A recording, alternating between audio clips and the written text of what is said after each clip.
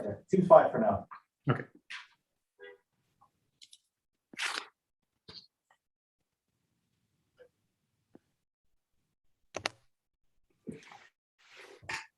Okay, we are live now. So Adam, thank you for joining us in day 2 of Path to QFT. Thank you. Again, I said this at the beginning of all the talks. The speakers were asked to give a 2-hour talk, but this is not to put pressure on them to deliver more, or it's actually to give flexibility so that you can organize the talk in a way that you think is most best suited. And also we encourage everyone to ask questions and initiate discussions. Yeah, with that out of the way, thank you very much, Adam, for joining us, and you can take it away. Great. Thank you, Tin, and my thanks to all of the organizers, and thanks all of you for attending. Okay, so I'm going to talk about some work on the archive recently with Andres Somoza and Pablo Serna, who are both currently at the University of Murcia. And it's about what I like to think of as this simplest phase transition, which we don't yet understand using field theory or otherwise. And one of the main points of this talk will be to argue that it's a continuous phase transition, and therefore potentially interesting for field theorists. And it's a phase transition in a very old, long-studied model, which is just Z2 gauge theory, or Z2 gauge Higgs, the Z2 gauge Higgs model in 3 dimensions. So I will. I'll give I'll say a few words about that motivation, and then I'll give an extended introduction, just reviewing sort of phenomenology of the Z2 gauge theory, and the different ways of talking about it. So I understand it's supposed to be somewhere in between a lecture and a seminar. So I don't know if I don't think I've really achieved that, but please stop me. Please don't hesitate to stop me for questions. That will definitely help. Okay, then I'll just, so I'll talk about the relevance of that model both to quantum statistical mechanics and to classical statistical mechanics. And then I'll talk about our numerical simulations.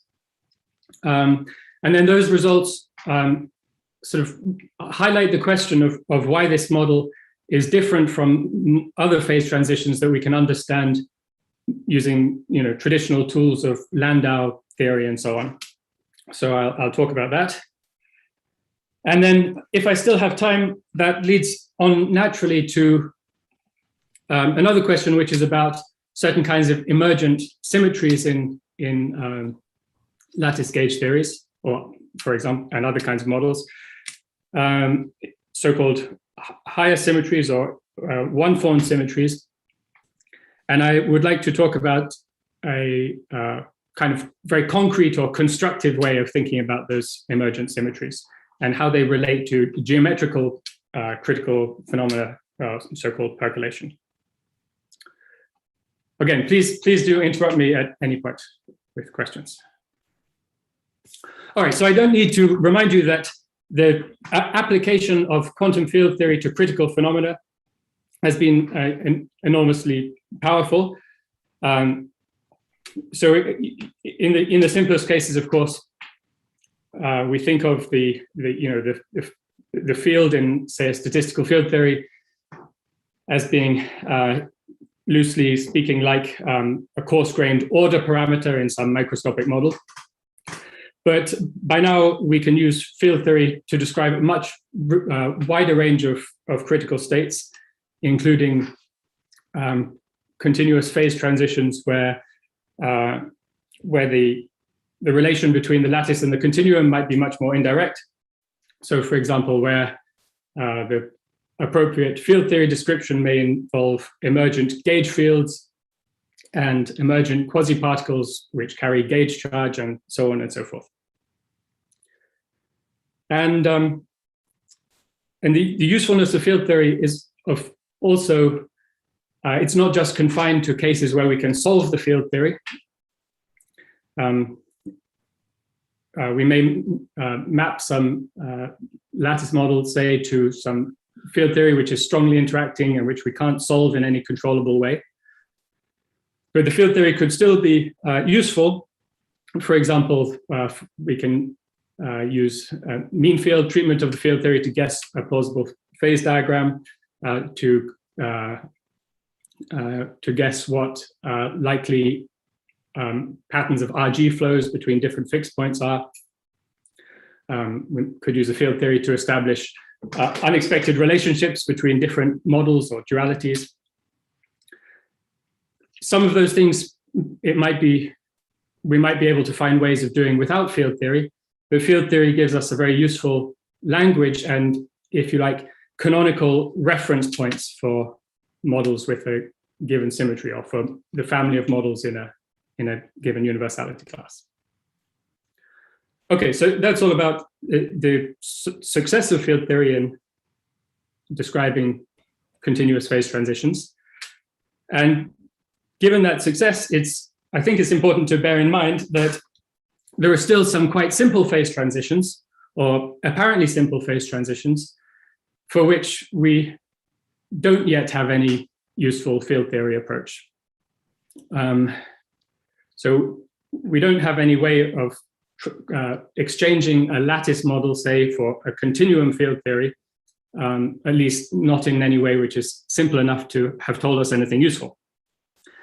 And this talk is about what might be the simplest one of these kind of mysterious phase transitions in the Z2 gauge theory. So I'll review that model in a moment, but at the most schematic level, so this is a model which we can formulate on a three-dimensional lattice with a gauge field and a matter field. It has a Higgs phase transition, and it has a confinement phase transition. And in 3D, it has a duality symmetry, which acts like a reflection in the phase diagram and which relates the Higgs and the confinement transition.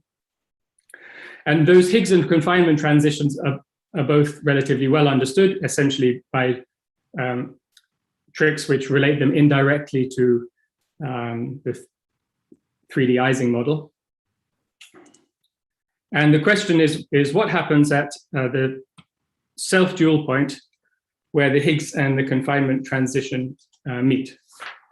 So there, the tricks which allow us to describe the Higgs transition and the confinement transition essentially using old-fashioned tools of Landau-Ginzburg theory, those tricks no longer work here. And as far as analytical theory goes, we're more or less in the dark. And okay, so that's what we want to start to explore. As a side comment about this model, this is also an example of a phase transition which is naturally formulated in terms of the, to use a slightly grandiose language, the quantum dynamics of strings, stringy degrees of freedom in two spatial dimensions, or equivalently in terms of membranes in 3 Euclidean dimensions, which are the world surfaces of those strings. And it seems as though there may be many interesting things to explore in that sort of world of stringy phase transitions. And so here are some other directions in that world of sort of stringy phase transitions. Okay. Can I ask a quick question here? Please, yes. If you go to Zn, yes, do you retain the same features and these large N helping in any way?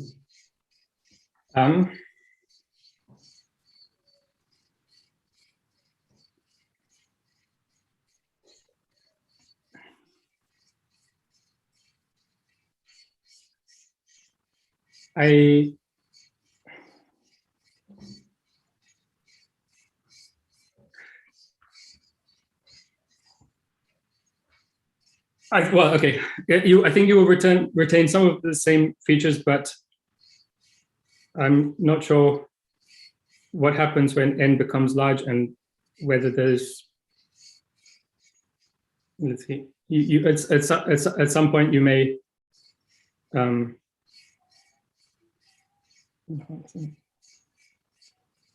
At some point you may end up with a U1 gauge theory irrelevant. I'm sorry, it's not in my mind at the moment. Okay, thanks. At least I don't think there's an obvious 1 over N expansion or anything like that.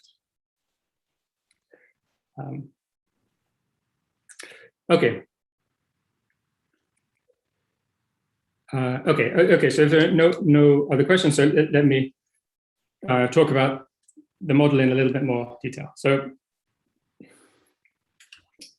okay, so this Z2 gauge theory, or also known as Ising gauge theory. So we have a cubic lattice. We have gauge fields on the links, and they're Ising-like. They're just plus or minus 1. And a matter field which lives on the sites, which is also just plus or minus 1. And then there are 2 couplings. There's a coupling K, which is the stiffness of the gauge field. And there's a coupling J, which is essentially an Ising-like coupling for the matter field, except that it's gauge invariant. And of course, the gauge symmetry here is I have a gauge parameter on every site, which I'm free to choose, and then the matter field transforms like that, and the gauge field transforms like this.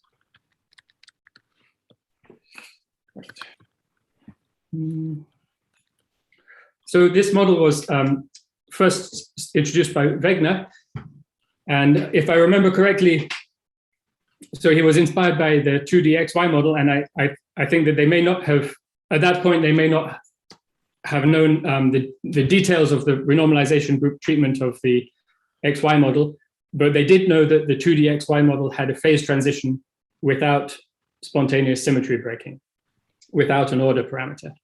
So Wegener was interested in finding other examples of phase transitions without an order parameter. And this was one of the models he came up with, and of course later studied in the context of lattice gauge theory. Here's a cartoon of the phase diagram, of the topology of the phase diagram. There are only 2 stable phases here. There's a deconfined phase and a trivial phase, but there are several possibilities for how the phase transition between those phases happens. So the deconfined phase is the one which in the quantum language has topological ground state degeneracy and anyons. I'll review that in a second. And the trivial phase is, in the StatMech language, it's just a boring paramagnet. So in the language of this sort of classical, if you think of these as sort of classical Ising spins, then in the trivial phase, they have exponentially decaying correlations. So the distinction between the 2 phases is easiest to understand in the pure gauge theory. That corresponds to setting the matter field coupling to 0. And in the pure gauge theory, you can distinguish the deconfined phase from the confined phase using the Wilson loop, for example. But the distinction between 2 phases persists when you couple in the matter field. The confinement transition we get by reducing the stiffness of the gauge field. So the gauge field starts to fluctuate more and more, and eventually enters a regime where it has trivial short-range correlations. And there's an alternative way of exiting the deconfined phase, which is by condensing the matter field, by Higgsing the gauge field. Okay. So can I ask a question? Yeah, please. Why is this a cartoon and not the true phase diagrams? What is cartoonish about it? Okay, so in a couple of slides, I'll talk about different choices of parameters for the phase diagram. So here I use these parameters K and J.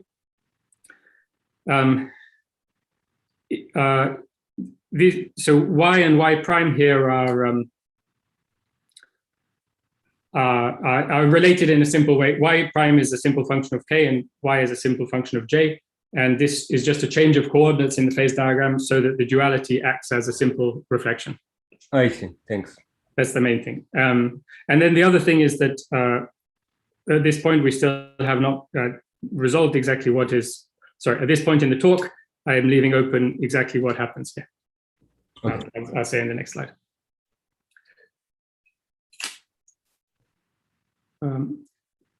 Yes, okay, okay, and then the other comment is that naively, you might have thought that by going through these two different phase transitions, you get two different phases, but really they're just two regimes of the same phase. And as was understood in these early papers, you can see that by going to the extreme limit, if you go to either both in the limit of large J and in the limit of very small k, you can see directly in the lattice model that the degrees of freedom become uncorrelated, and that there's a smooth path through the phase transition where nothing interesting happens. Okay, sorry, a path through the phase diagram where you don't encounter any phase transition. Okay, but the Higgs regime and the confined regime, they're a little bit like liquid and gas. They're fundamentally the same thermodynamic phase, but there's a part of the phase diagram where there's a first order transition between them, where you have coexistence between two different, two microscopically different states. Okay, just a few more comments about this. So the Higgs phase transition and the confinement phase transition, I already hinted, they have Ising exponents.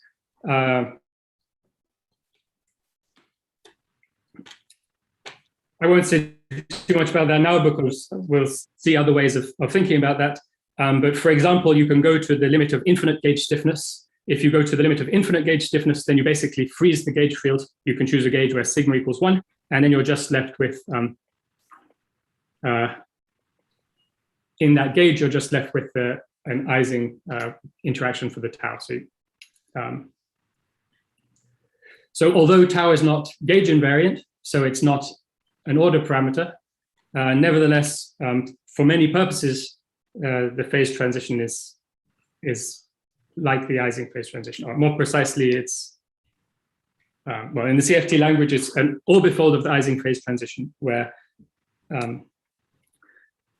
you have fewer gauge invariant local operators.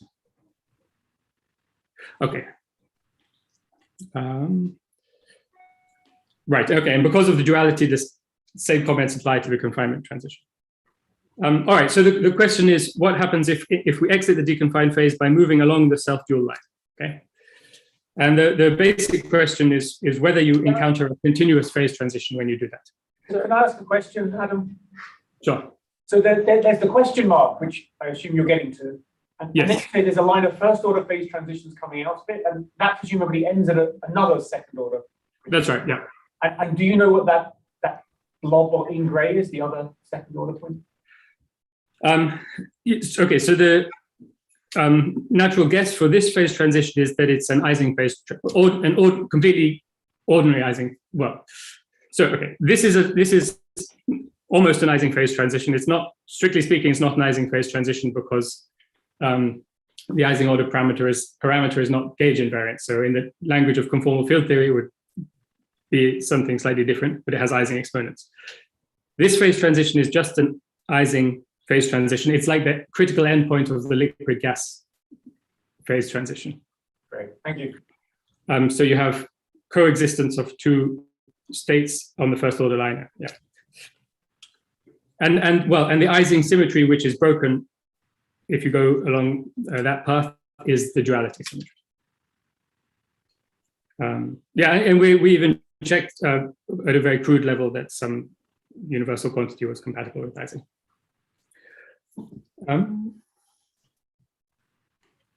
Okay. So I'll focus for almost all of the talk on what happens around here. So one possibility is that as we go along there, we go through a continuous phase transition, which is this pink dot. But there's a more mundane possibility, which is that, well, in fact, there are other possibilities too, but let me just mention the simplest one, which is that we encounter a first order transition.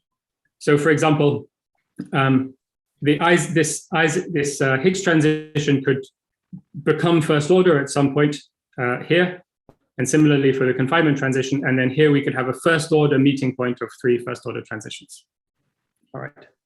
So we know from previous work, there's very nice work, both Monte Carlo, this is an earlier paper which suggested that the transition was first order, but I think that was quite limited statistics. So there's a more recent Monte Carlo and also a variational study. So we know that if the transition is first order, it has to be quite weakly first order, I think. But nevertheless, even this question of the topology of the phase diagram wasn't resolved. And if you were pessimistic, you could say, well, perhaps this scenario is the more likely one, simply because there's no very obvious candidate for what the scale invariant fixed point or conformal field theory that would be sitting here would be. Okay, so I'll come on to why that's the case. Okay, but nevertheless, I'll argue that numerical evidence seems to strongly favor this possibility. Okay, so this is just a quick comment about different ways of parameterizing the phase diagram. So I started with these gauge stiffness and the matter stiffness. It's one nice way to think about this statistical mechanics problem is in terms of membranes. And when we talk about that, it's convenient to exchange K and J for tanh K and tanh J. So I'll call those X and Y. And that's because if you write the partition function in that way, X is the cost or the factor in the Boltzmann weight associated with membrane area, or each plaquette of membrane area, and Y is the cost in the Boltzmann weight associated with each unit of length of membrane edge or perimeter. Right, so there's a two-dimensional phase diagram. We could parameterize it lots of ways. And I'm sorry for introducing yet another one, but sometimes it's useful to exchange X for a slightly different function of K, and that's just because in this parameterization, Y prime and Y, the duality is simple. And thermodynamically, what it means is that the partition function is unchanged if you exchange the values of Y and Y prime up to some trivial factor.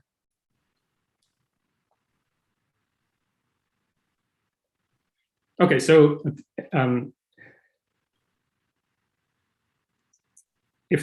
unless there are questions right now, I'll now talk about applications of this to StatMech.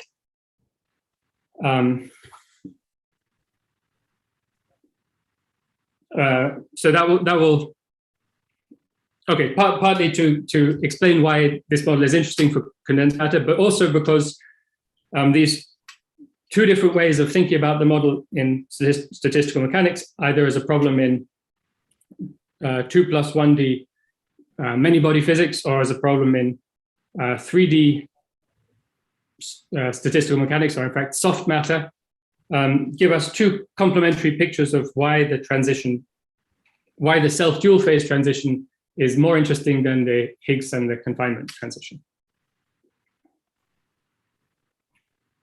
Okay, so the first application is to quantum statistical mechanics of anyons in 2 plus 1D, not specifically the phase transitions out of the simplest topologically ordered phase in 2 dimensions, which is the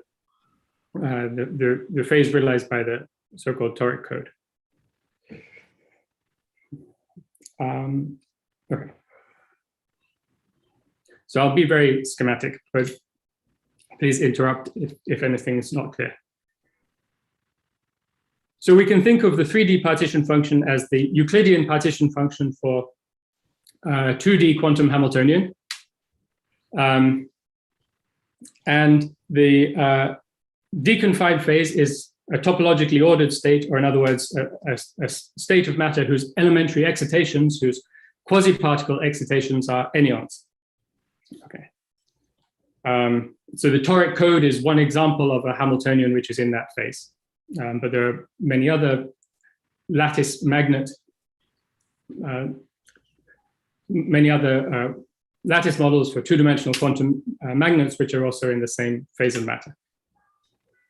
And that phase has 2 elementary excitations, particle-like excitations, which are often called E and M. So the E is just the matter particle in the gauge theory. So it's the quantum of the tau field. And it's called E because it's the electric charge in this Z2 version of electrodynamics. And M is the gauge flux, and which in 2D is in 2 spatial dimensions is like a point-like object. So microscopically, it would correspond to a spatial plaquette where the product of the gauge field sigma, sigma, sigma is equal to -1 rather than +1. So these particles are anyons because they have mutual statistics. So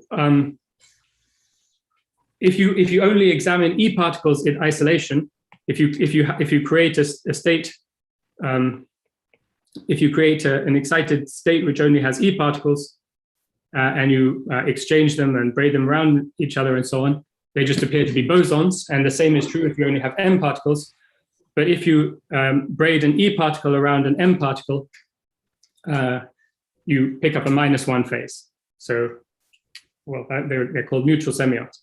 But it's really just because the E particle sees the M particle as a flux, because the M particle is a flux.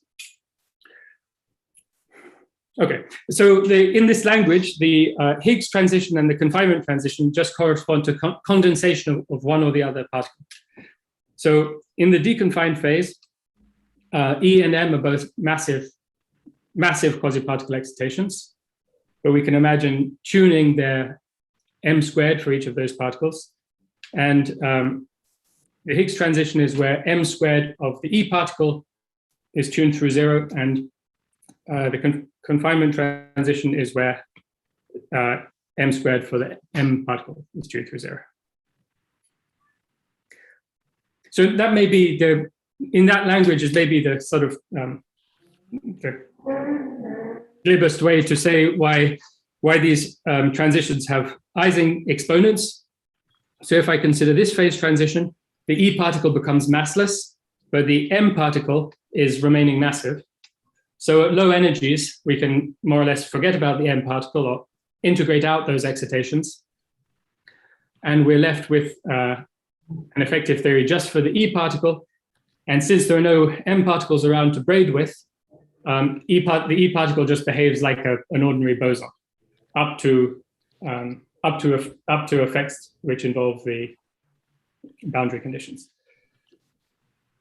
So this transition looks like, again, up to subtleties to do with boundary conditions and things like that, looks like a condensation of an ordinary local bosonic scalar field with a Z2 symmetry, i.e. an Ising condensation transition. Okay. So then we see why it's different if we go along the self-dual line. So if we move along this trajectory, then the E particle and the M particle are both trying to become massless simultaneously.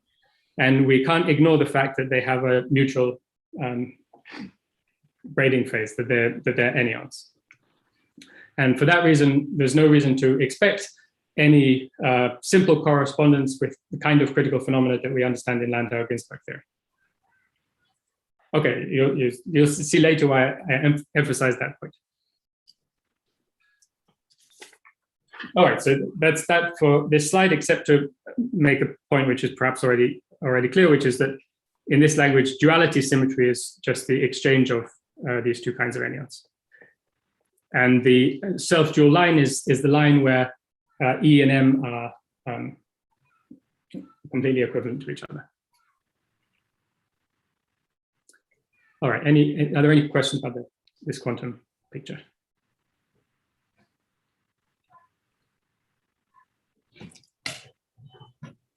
So now let's forget about the quantum interpretation for a while. And let's think of the model just as 3D statistical mechanics, classical stat mech at finite temperature. So the nice way to think about it is in terms of membranes. We can see that by a high temperature expansion. So that just means we take the partition function and we kind of write it in a graphical form in terms of, it's like performing a high temperature series expansion, but to all orders in a finite system. So it's just a reformulation of the partition function in terms of pictures. And that works like that. So you have the partition function, which has, for each plaquette of the lattice, it has a term involving the gauge coupling, and for each link of the lattice, it has a term involving the matter coupling. But since these products of sigmas, which appear, only take two possible values, and similarly for this one, you can rewrite that exponential in this form. And that gives a simple expansion. So we have a product over plaquettes, and for each plaquette, when we expand out all these products, we have to choose one of these two terms. And if we choose the one, then we don't color in the plaquette. And if we choose the X, sigma, sigma, sigma, sigma, we color in the plaquette. And something similar for the links. So when we do that, we get a sum over these kind of, if you like, real space Feynman graphs, which are called membrane configurations. And the way it works out is, so you have to, at the end of the day, you do the sum over sigma and tau, and that kills some of the graphs and some of them are left. And all that, the only effect is to glue these red links onto the boundaries of the membranes, onto the boundaries of the membranes. And a boundary is just a place where three occupied plaquettes meet. So if I had something like this, that would also count as a boundary.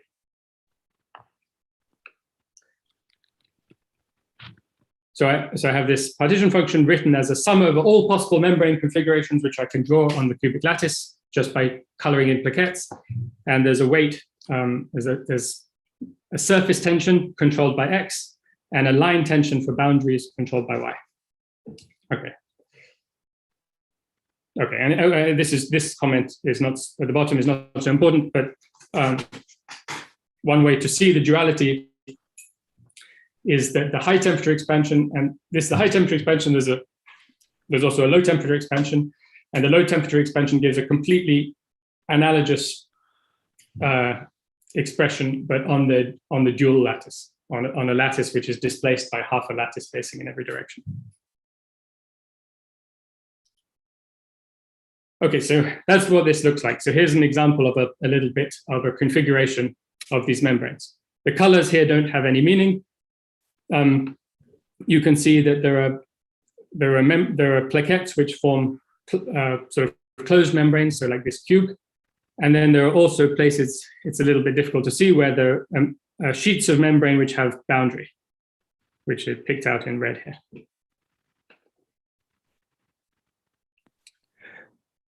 But, okay, so that's just sort of formal rewriting. What's interesting is that this very simple model was proposed to actually capture phases of real membrane systems, physical membrane systems, in solutions of lipid molecules, in which the lipid molecules form themselves into these bilayer structures, essentially because they have a hydrophobic tail, and this allows the tail to hide from the solvent. So they can form these membranes, and in general, they can have a very complicated phase diagram,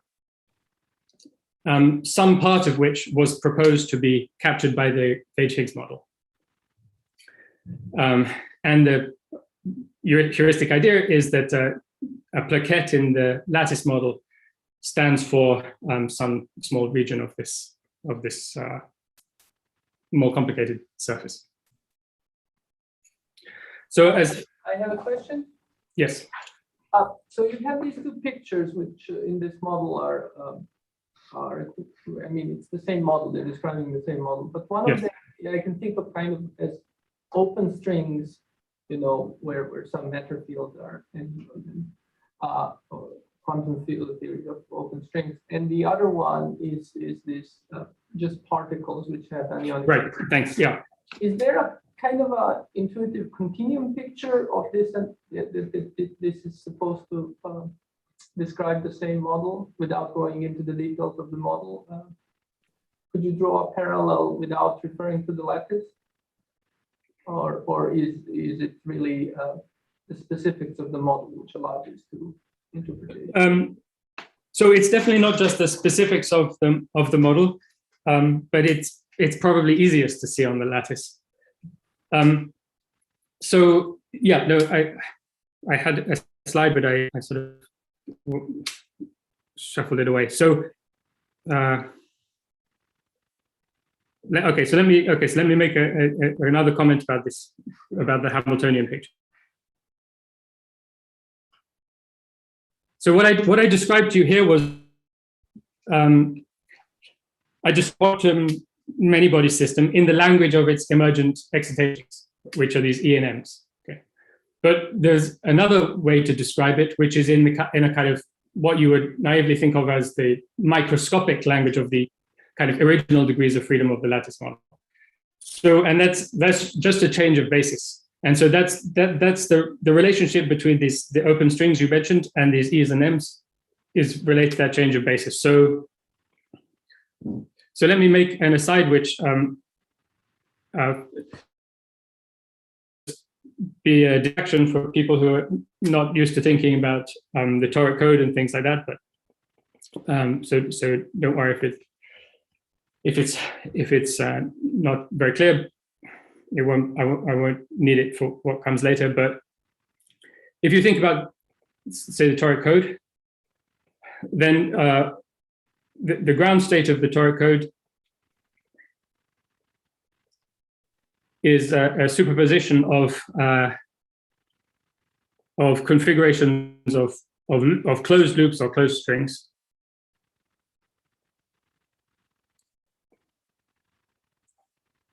So a superposition of configurations like that. And then if we perturb that model, sorry, okay. And so in the language of the gauge theory, these strings are just electric field lines. And in this Z2 electrodynamics, the electric field line is just a featureless, unoriented string. And then, of course, okay, so that's the ground state. And then one excitation is the electric excitation. So if I put in two electric excitations, that looks something like this. I have these strings, but now I also have an open string. Use the same color. Okay.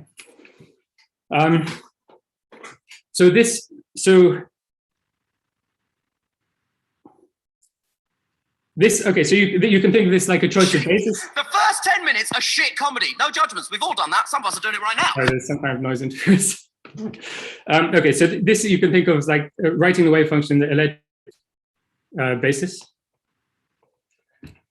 where so the basis for the Hilbert space is what the electric field is on every link of the square lattice. Okay, so maybe I should have drawn a more microscopic picture. So where I have a square lattice on every link, I can have the string is either present or absent. And so, they're electric charges, which are just the endpoints of these things. So that's one choice of basis. And you could formulate the path integral, the function, the partition function in that basis. And then you would have these membranes, which correspond to the world surfaces of these strings.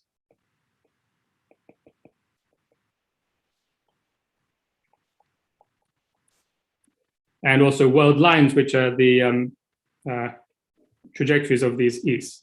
And so that's the kind of string language. But I guess a feature of this 2D model is that we can make a change of basis to the basis of the basis which, well, in the toric code, it's actually the basis which diagonalizes the Hamiltonian.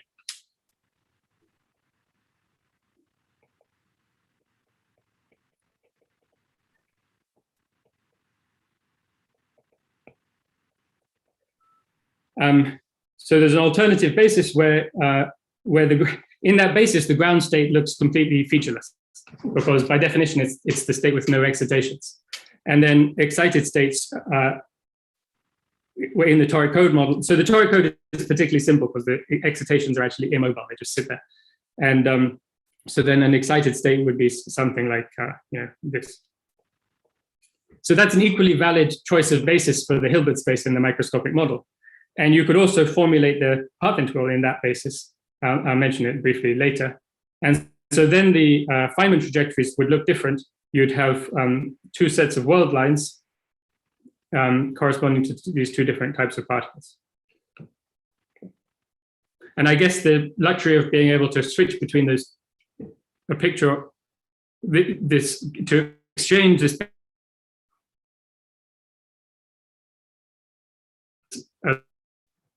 of 2D, but there's a price to pay, which is that we lost you for a couple of seconds. I don't know whether it's just us or so could you repeat? Oh, sorry. No problem. Okay, so I was just saying that there's a basis for the Hilbert space of strings, and you can formulate the path integral in that basis. But you can also choose a basis which is the kind of natural basis for the excitations of the deconfined phase, and talk about Feynman trajectories in that basis, and then you would have a picture in terms of world lines of these E and M particles.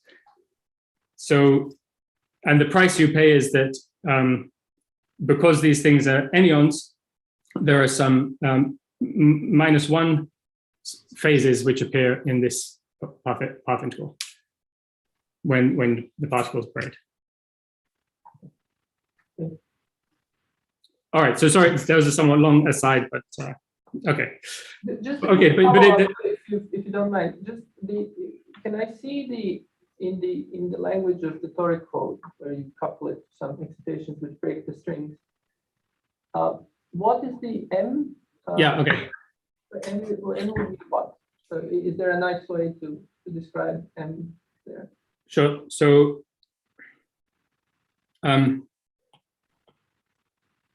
the E part, okay, so the E part, okay, so here we have the electric basis, which is the basis for the Hilbert space, where I tell you what the configuration of the electric field is.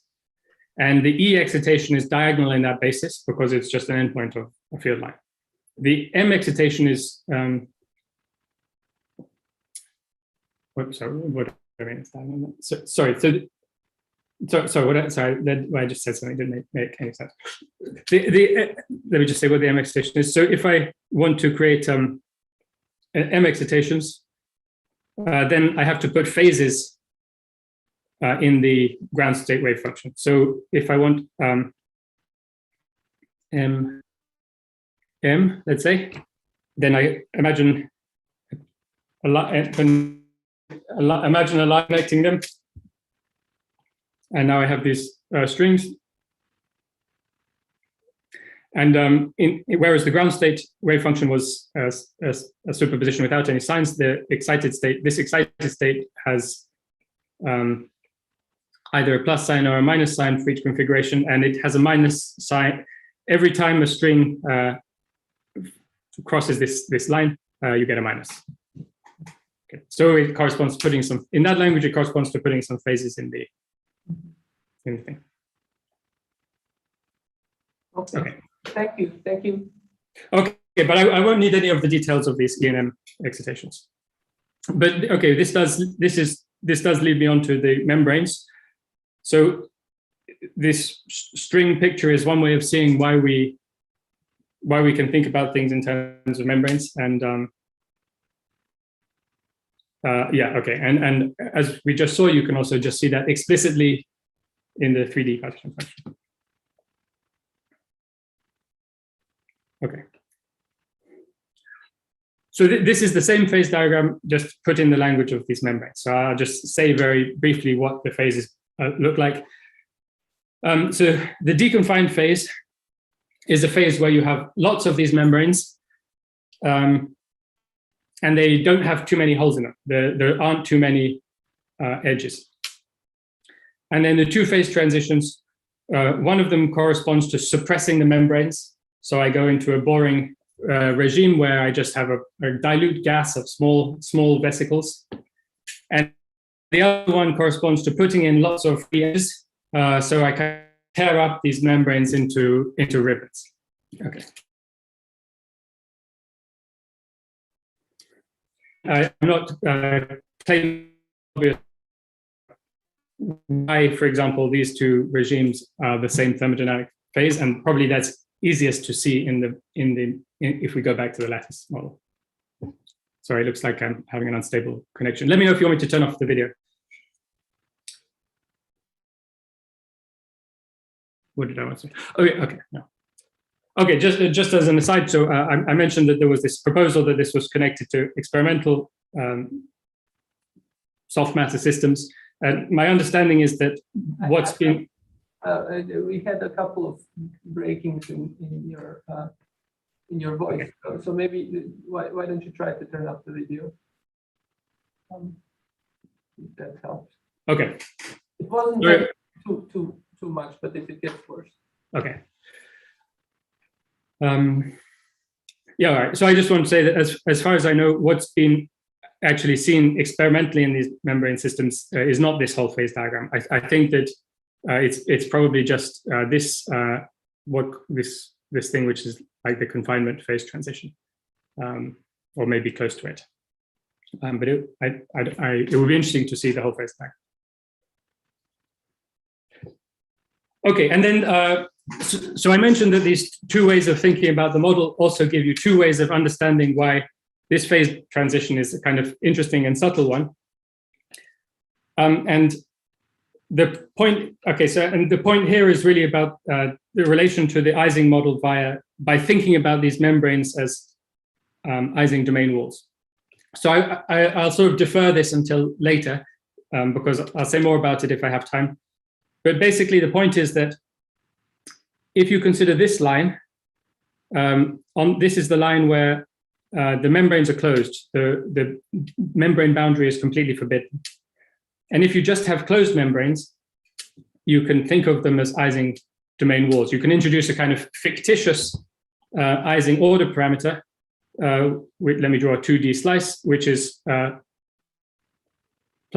on one side of a membrane and -1 on the other side.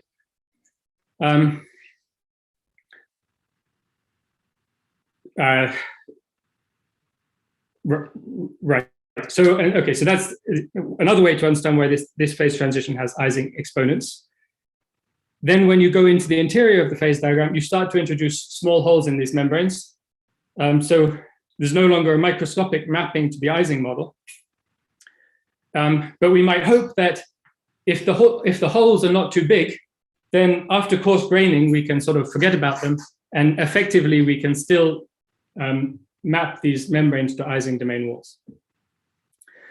And that indeed is why this whole phase transition line has Ising exponents. But I'll show later that that mapping, which introduces an order parameter in that way, a fictitious order parameter in that way, it's fictitious because there isn't actually anything in this there isn't any local degree of freedom which distinguishes the inside and the outside of these membranes. But that fictitious order parameter makes sense all the way along this line, and it breaks down, it stops making sense right when you get to the self-dual line.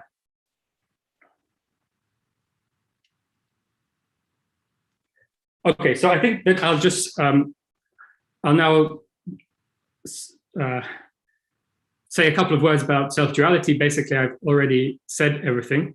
And then that will sort of conclude this review of the model. And so, Tim, what if at that point we make a sort of 5-minute break? Would that be a good idea? Or yeah, that would be longer great. if you prefer. No, that would be great. Okay. Okay, so self-duality. So I've already said that this is this so-called, what people call an Ennion permutation symmetry, and I should mention that these kind of symmetries of topologically ordered phases have been intensely studied, and people have classified what kinds of topological phases you can have once you have symmetries between the Ennions. But what I want to argue is just that this symmetry, if we have a contiguous phase transition on the self-dual line, this symmetry can be thought of as an internal global symmetry of the IR theory. Okay. So let's see. So that's not very obvious in the membrane language, because in the membrane language, the symmetry of the model is not manifest. It's in the membrane language, it doesn't even really look like a symmetry. It's a statement that you can map the ensemble of membranes to a similar ensemble on the dual lattice. But you can also write the partition function in a way which is manifestly self-dual. And that's to do with these E and M world lines I mentioned before. So that quantum discussion leads us to expect that there should be a formulation of the partition function in terms of these world lines. And that's something we can also just see by a direct fiddling around with the partition function in 3 dimensions. So you can microscopically rewrite the partition function as a sum over 2 configurations of world lines, or loosely speaking, of loops. One lives on the original cube. Now one lives on the original cubic lattice, and one lives on the dual lattice, displaced from it by a half, this vector. Okay, and then these are kind of, yeah, okay. Okay, there's some Boltzmann weight for those. It won't matter exactly what it is. And then we can think of the duality symmetry as just a translation by a half, which maps the E world lines onto the M world lines. Sorry, So microscopic. I have a question. Yes. So originally it was loops and surfaces ending on these loops, right? Now, one of Yes. these lines is the original loops, right? The electric ones. Yes. These red lines are the same as Right. the same as these ones. Right. And the surfaces are just representations on the dual lattice, right? Is that it? So if you integrate out the M world lines, so if you can do the sum over Cm explicitly.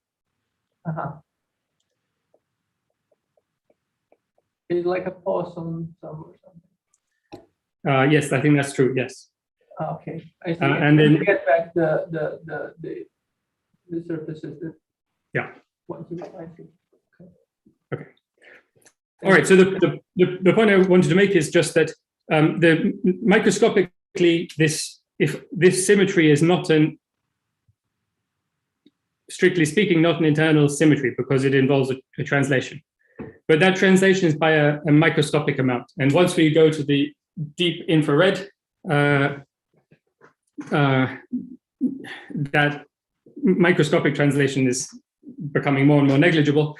So we expect this to become an internal symmetry of the infrared theory. Okay, and that's the assumption I will make. Right, I've already made this comment. Oh, I didn't need to draw those pictures. Okay.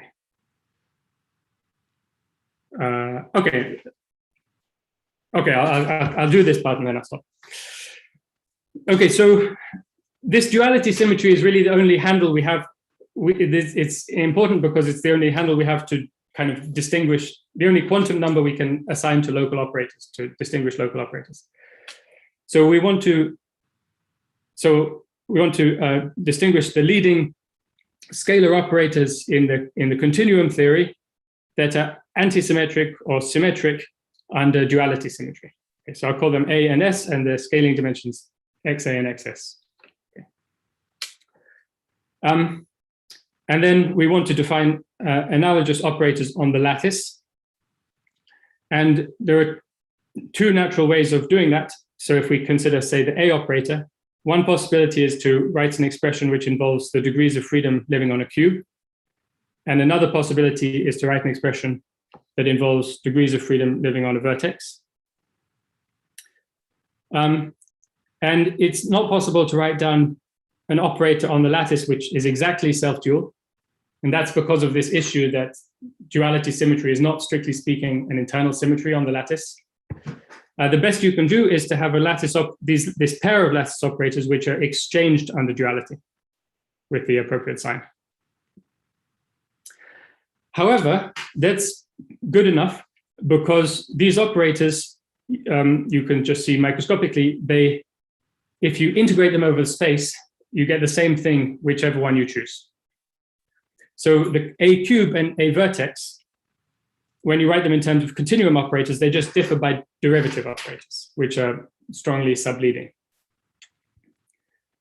Okay, so here I've written it. Okay, and this relation is also tells you that those operators are have a definite duality quantum number up to derivative terms. So yeah, okay. So in terms of the continuum operators, they're both dominated by the desired thing, and okay. And in fact, much of the time we'll just work with the integrated operators, which are exactly self-dual or anti-self-dual. Okay, so these are the things which we will use in our simulations, the A and the corresponding symmetric operator.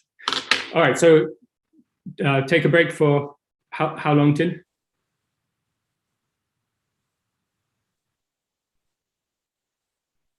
5 minutes, is that okay? Or That sounds great. Okay. okay, So see you in 5 minutes. we'll take a 5-minute break.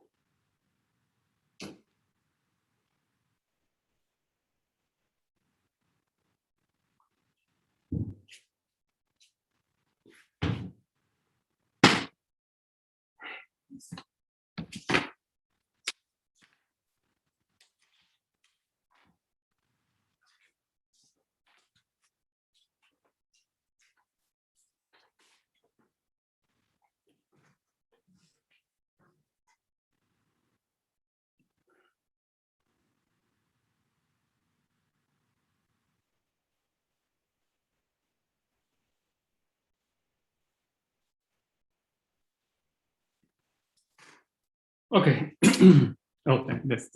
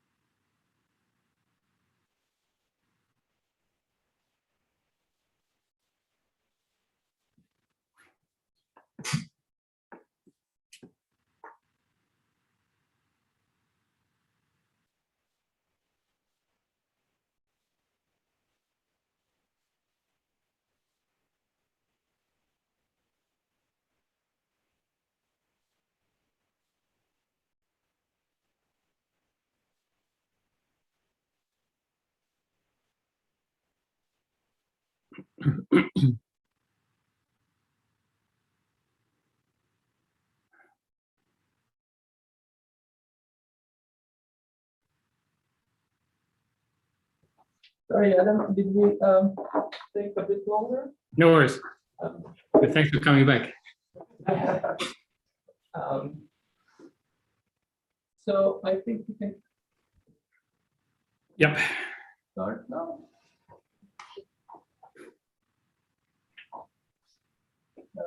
Okay.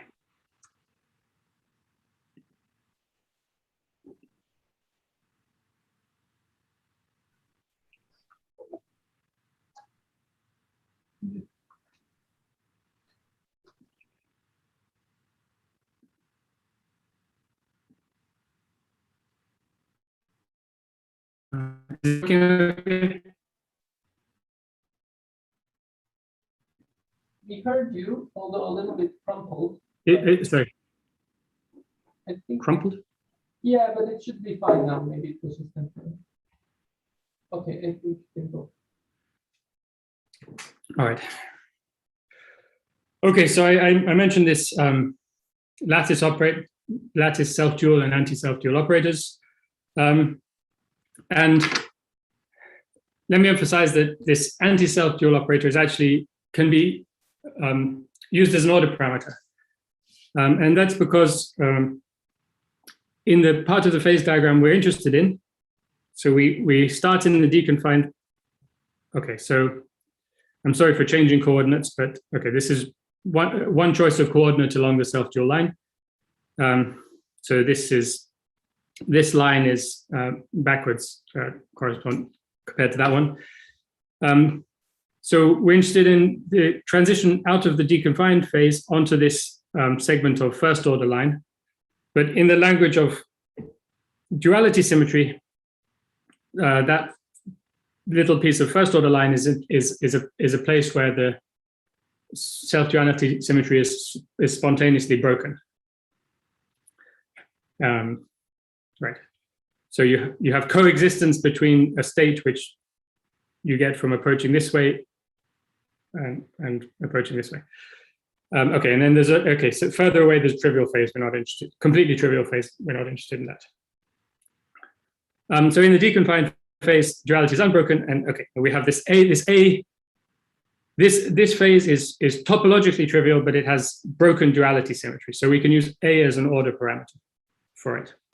Okay, and this is just showing, well, okay, so this is the first numerical results I'll show you is the magnitude of the order parameter in a finite, of that order parameter in a finite system. So these different curves are increasing system size, and what you see is that as you increase the system size, you go to a form where the duality order parameter is 0 beyond this critical point, and non-zero on the other side.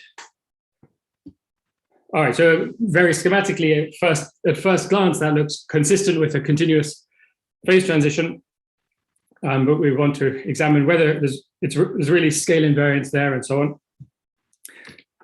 Just in case there are any Monte Carlo people listening, let me mention a couple of reasons, a couple of the sort of challenges in studying this model with Monte Carlo simulations.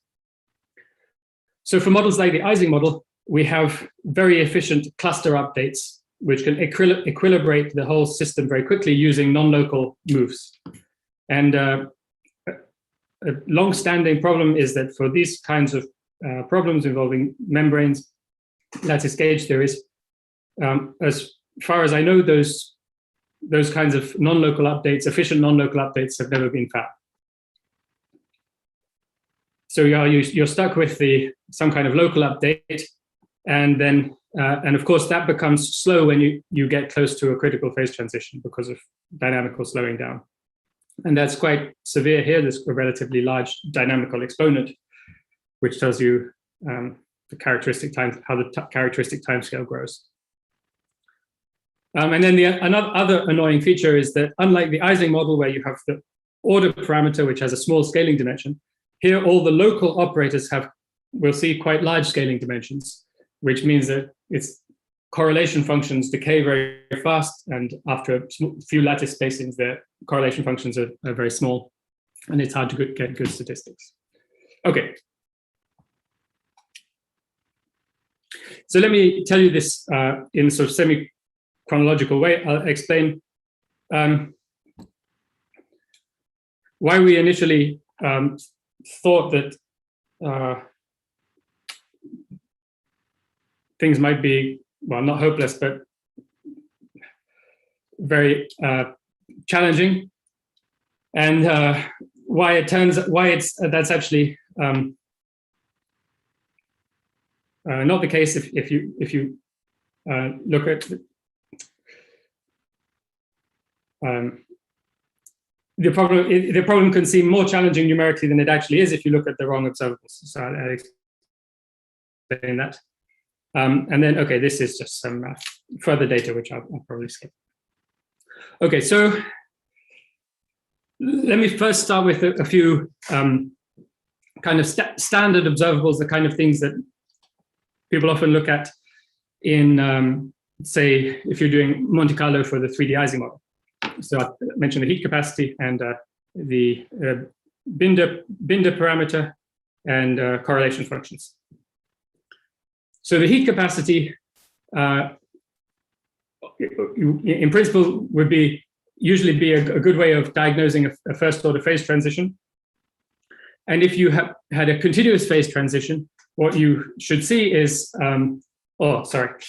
if you have, well, at least what you have in the Ising model is a peak in the specific heat, which diverges in a characteristic way, and with a finite size scaling form where you can make curves for different size systems collapse on top of each other by an appropriate rescaling of the x and y coordinates using the appropriate critical exponents. So when we examined the heat capacity here, we found something which seemed very perplexing. It looked like the heat capacity, it was very hard to tell whether the heat capacity was diverging very slowly or whether it was converging very slowly. And it didn't appear to obey any kind of nice scaling collapse. So our initial, that was one of the reasons why our initial assumption was that this transition was going to have some kind of very large finite size corrections, something to do with the nature of the RG flows. But actually, as I'll say in a moment, that seems not to have been correct. Actually, this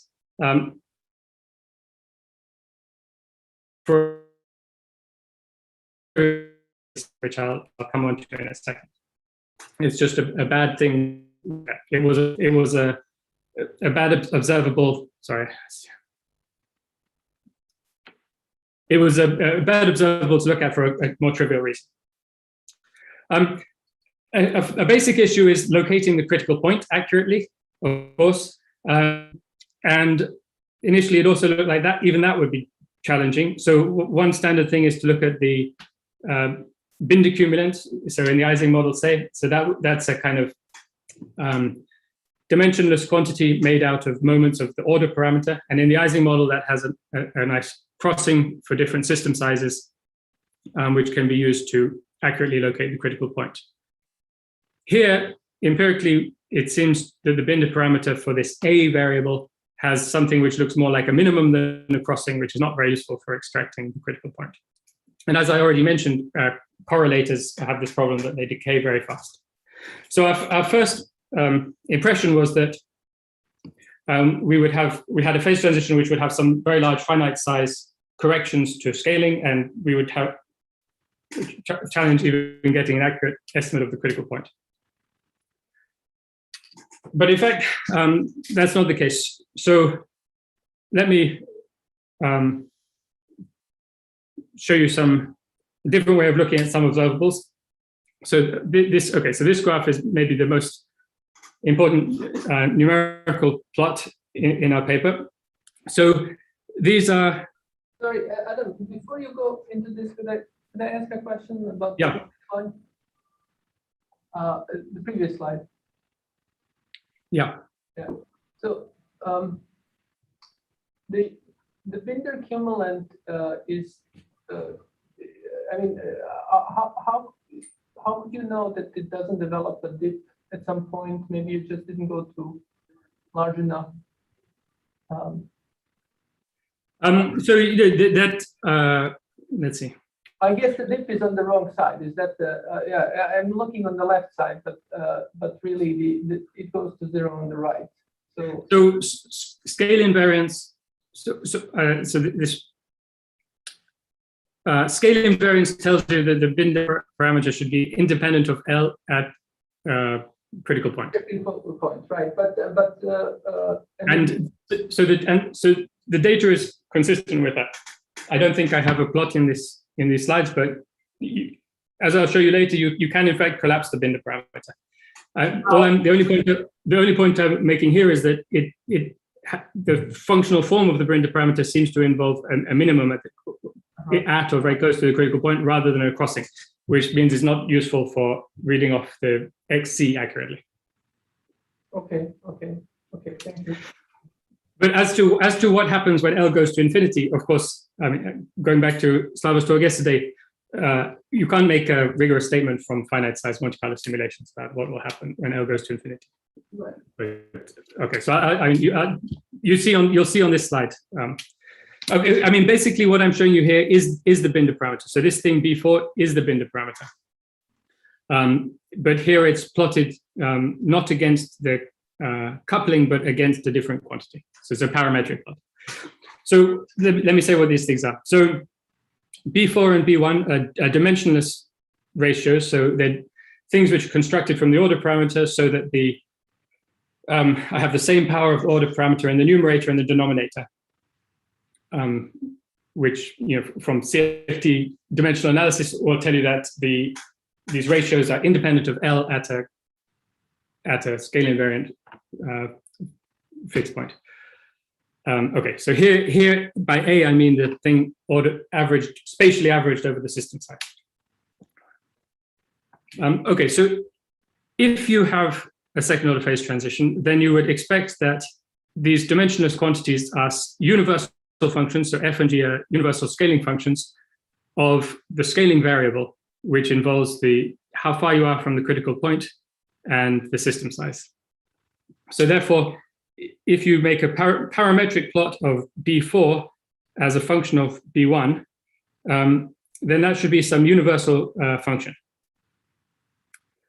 And that means that, so if you do that plot, if you make this scatter plot of data for different system size and different coupling on the this B1 versus B4 plane, that that two-dimensional array of data should all fall on a single universal curve. And scaling variable. All right. So that's what we've tried here. And you see it works very nicely. There are some finite size deviations here, but they're mostly for the smaller system size. And the main point of this exercise is that this is a test of scale invariance you can do without having to fit any parameters. So you don't have to worry that you're tricking yourself by doing some very complicated fit. You just plot the raw data and you can see whether or not the data collapses. Okay, so this we found very encouraging. You can also use this to get a preliminary bounds on where the critical point is, because if I fix X, if I fix the coupling at a particular point distance from the phase transition, and then I increase L, then I'm changing the scaling variable, and I should execute a kind of renormalization group flow in this in the space of these two dimensionless variables, and that's what you can see. So here's a coupling which is on one side of the phase transition. It's flowing towards this represents one of the two phases, and here's one on the other side of the critical point, flowing to the fixed point describing the other phase. Okay, so with having done that test of scale invariance, that shows that it makes sense to try and do more, scaling collapses, fits, which which do involve fitting the critical exponents, but then allow you to read off the critical exponents. So here's just one example. This is the order parameter. And these are approximate values of the two scaling dimensions for the duality odd and the duality even dimension. Okay. And surprisingly, I'll talk about it in a moment. These values are very close to certain exponents in the XY model. I'll talk about why we think that they're close to them, but not exactly equal to them. Can I ask a question? Yes. So from the plot on the previous page, we do see this fact that the Binder cumulant is minimal at the critical point, because you said the critical point is kind of the lower left point on this curve, kind of at the bottom. Yes, exactly. Yes. But isn't it surprising that both before, it's the minimum of both before and B1? Couldn't you find some other combination taking different powers, which would not be a minimum? It starts like looking like a lot of conspiracy. Is there some reason why both B1 and B4 have a minimum at this point? I don't know. It's a good question. I mean, I would like to know.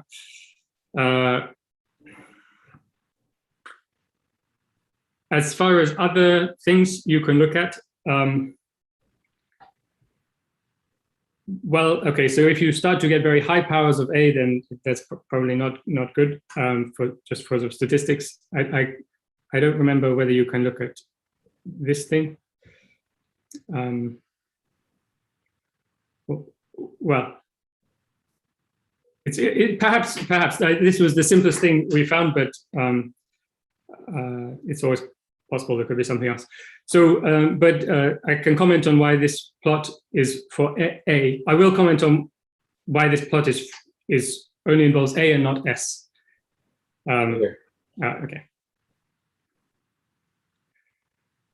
And this goes back to this question about why the heat capacity didn't seem to obey a scaling collapse.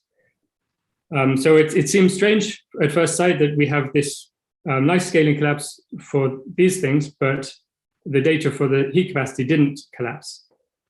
But the reason for it is actually simple. So you see this, and maybe we should have thought of this sooner. The exponent is very close to 1.5. And 1.5 is just the, okay. And the heat capacity, as we define it, is just the integral of the SS correlation function over the system. But just by dimensional analysis, 1.5 is precisely the critical exponent value where, which is the threshold for divergence or convergence of this integral with L. So it's nothing to do with whether the correlation function has a nice parallel behavior and so on. It's just a sort of trivial fact about this particular integral. If the scaling dimension is very close to 1.5, then you would have to go to a very large L before you could see whether, in fact, an exponentially large L in this exponentially large in this small quantity, before you could tell whether this integral diverges or converges. But that also tells you what in practice you should do if you want to do a scaling collapse of this heat capacity, because so to the accuracy which is good enough, over this range of system sizes, let's just approximate this scaling dimension as 3/2, and then you see that there's a logarithmic term, logarithmic divergence of the integral, and then the rem, which does not have the scaling form, but then what's left over has the usual scaling form. So that tells you that if you subtract a logarithm from the heat capacity, you should be able to collapse it. And indeed, that works. Okay, let's see. Sorry, Adam, could I just ask one question? Yes. Did you fit the value of alpha S squared in that expression? I can't remember. I think that we fitted it and then checked that it is roughly consistent with what, so it should be determined by the normalization of the correlation function. Okay.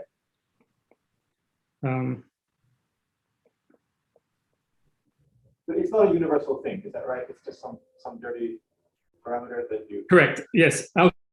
It's just a non-universal normalization of the lattice operator compared to the continuum operator. Okay, thank you. So I think that we checked that what you get from this is roughly consistent with what you get from fitting the 2-point function. Well, I mean, as it has to be, because this is really just the integral 2-point function. Okay, great, thank you. Okay. So I have a bit more numerical data. I won't go into a lot of detail. So, okay, let me just emphasize the main point is that, so as I already said, we can't prove the existence of a continuous phase transition from numerics on a finite size. but this is really, this is pretty much as good as we could hope for simulations on the system size, which my collaborators could reach up to 96. And yeah, okay. So there's an interesting critical point to explore, more to explore. So it has a Z true symmetry, but it's different from the Ising model. Okay, correlation functions. Let me just mention that we looked at these things, and I don't think that we. Okay. So here's the 2-point functions. I think what we can say from this is that the behavior of the 2-point functions is consistent with the exponent estimates I already told you that were extracted from thermodynamic quantities. Yeah, I don't think we can get an independent, better estimate from these correlation functions. This is just the distance, 1, 2, 3 lattice spacings and so on. We attempted a very preliminary check of conformal invariance using the 3-point function. So conformal invariance constrains the form of the 3-point function, and therefore, if you know the exponents, it fixes the ratios of 3-point functions. So that's, whereas what I've described so far is a test of scale invariance, this is a test of conformal invariance. Okay, but because of the statistics means that it's hard to go to large distances for the 3-point function. So this is just an extremely crude test, but it's consistent with what you expect from conformal invariance. So this is what conformal invariance should prescribe, and this is consistent with that at large R. Okay, the largest data point, you already see some very large error bars.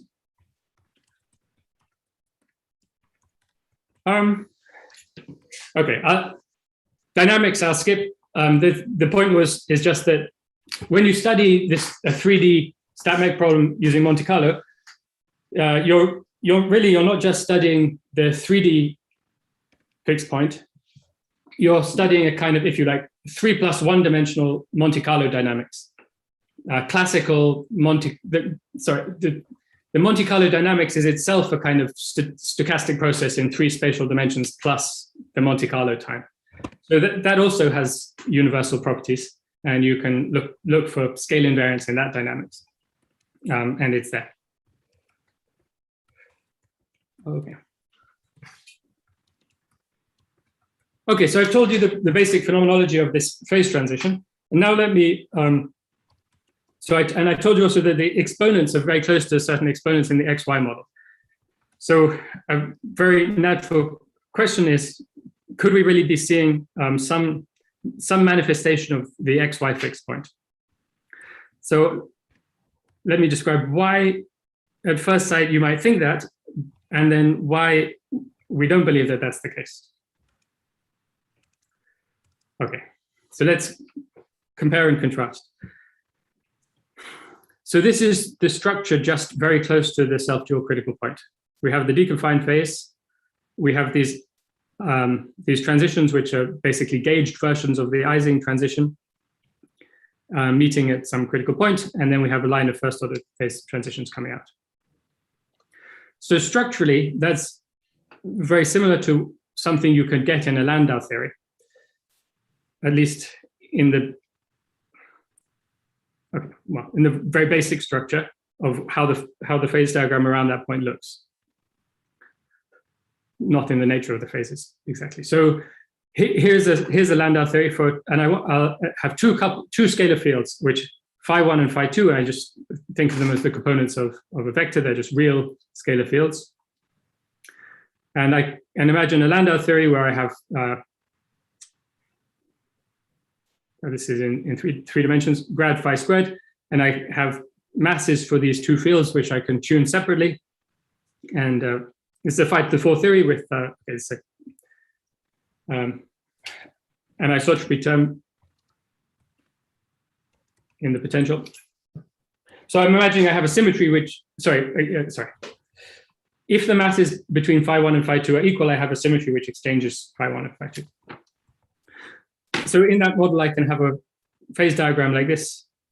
I can have a phase. So these are the masses of the two, these two order parameters. If both of the order parameters are massive, well, both the order parameters can be massive, and then I can have an Ising phase transition where I condense one of them and the other one is not involved in the game. I can have an Ising phase transition where I condense the other one. And then I can have a phase transition where they're both simultaneously massless.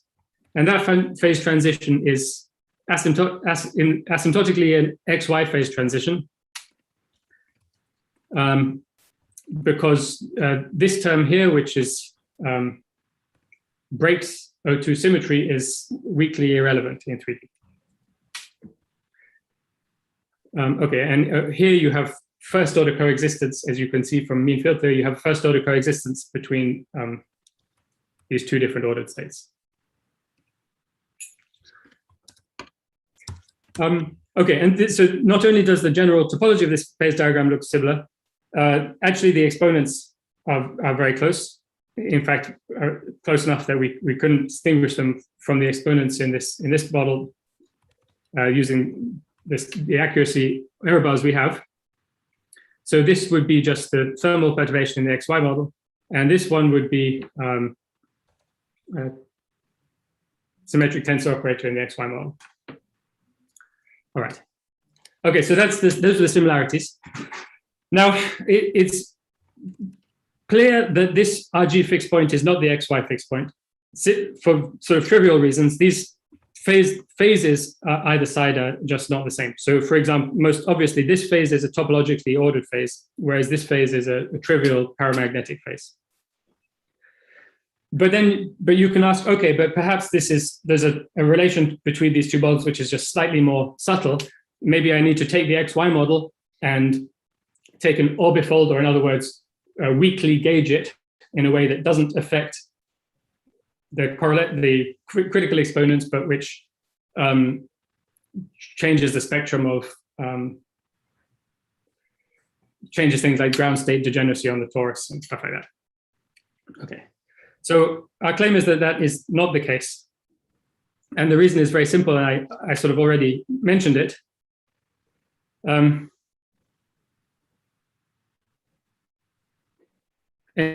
It's at least one reason for seeing that, and it's about the spectrum of low-lying excitations close to this fixed point. So if I perturb slightly away from the critical point into the adjacent phase, the spectrum of low-lying excitations should be universal. And they're simply different in the in this topological phase transition I've been talking about, and in the Landau-Ginzburg theory. In the topological phase transition, the quasi-particles are these anyons, mutual semions. They have this -1 braiding statistics. Whereas in the Landau-Ginzburg theory, or any simple thing I can do to the Landau-Ginzburg theory by weakly gauging it, they're just going to be ordinary bosons. So the quanta of the phi1 field and the phi2 field are, of course, just bosons. Okay. So what we believe is that these -1 statistics change the universality class and change the critical exponents. It just happens that the difference in the critical exponents from the case where the particles are not anyons happens to be numerically small. Okay, and you can try to rationalize why that might be, but okay, let me just leave it at that statement. So, Adam, could you think of it as two XY models which are gauged and have a mixed Chern-Simons term? Absolutely, yes. I know. Well, yeah, that's right. Yes, you can. Well, hold on. So let's see. So yeah, you can formulate a field theory in that way, and at least formally, you can write down a field theory in that way. So you have two scalars, two complex scalars. You gauge each of them with the U1 gauge field, and you write down a mutual Chern-Simons term. So okay, so far it looks okay, but then the problem is that doesn't have the right symmetry. And to make the symmetry right, you have to put in monopoles.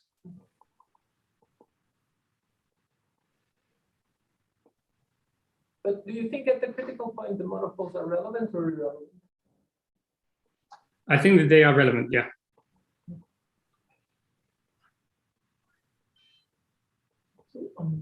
Could I ask a question, Adam? Yeah. You just said something about the spectrum of low-lying particles. That's sort of a property of what happens when you go a little bit away from the transition. Yes. Can you characterize this property that you have here in terms of like a symmetry of the CFT itself? Yes.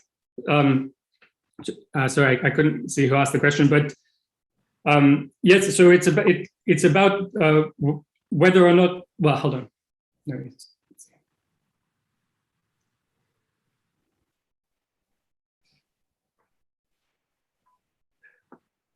okay, maybe I'm answering a slightly different question, but if we talk about the whichever one it was, the Higgs phase transition. So that is related to a Landau theory. Yes. And the reason, I'll talk about it in a second, the reason it's related to a Landau theory is because it kind of naively shouldn't be related to a Landau theory because there's no gauge invariant order parameter which tells you which phase you're in. Okay? Right. It's related to a Landau theory because there's an emergent one-form symmetry. Right. And what that means more colloquially is that gauge fluctuations sort of are weak enough that you can, for many purposes, treat the matter field as though it were not gauged. Right. So what I will argue is that you can see explicitly that emergent one-form symmetry does not exist at this point. Good, but what does exist then to characterize that? What does exist? I mean, say I wanted to tell a bootstrapper, this is what they should look for this CFT. This is the symmetry of this CFT. Is there a statement that you can make about the symmetry group of the CFT itself? Right. Not offhand. So I mean, definitely, yeah. Okay. So for the difference, there's a clear difference from the XY model. You have these other, you have these local operators, phi1 and phi2. Right. But that's kind of not satisfying because you can get rid of these by gauging or befolding. Right. So probably to distinguish those things, you'd have to go to extended operators, like line operators. I see. So I think if you in the all befolded XY model, you're going to have some line operators, which like in kind of inserting lines of gauge flux in the gauge fields which you use to do the all befolding. Okay, thank you. I'll ask you more about this later. I feel like I'm okay. But thank you. I also have a question. So you mentioned that you could try to rationalize this fact that the critical exponents change little. Can you say anything about this? Because this looks really difficult to rationalize. Yeah. Okay. So I don't know if you find this convincing or not. Well, it's definitely not convincing. I don't know if it's even a suggestive idea. But so if we go back to this picture in space-time in terms of world lines of these two kinds of particles. So E and M. And then, so in the XY model, or some kind of Landau-Ginzburg theory, which is like a perturbation of the XY model, then you would have this, the Feynman path picture of the partition function would be this sum over Feynman paths of phi1 and phi2, and everything, all the Boltzmann weight, the weight would be positive. And the difference here is that you have to put in -1 to the sort of linking number of these two kinds of loops.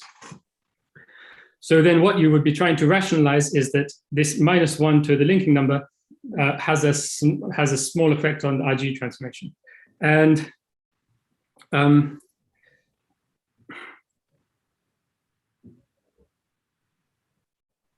so you can look at the statistics of these E loops.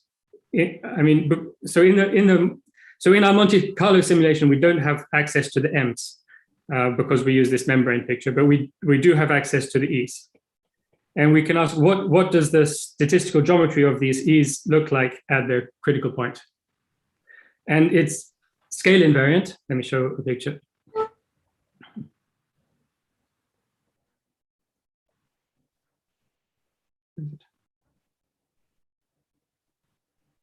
Yeah, it's scale invariant. So this is an example of one of these E world lines. There's some kind of fractals.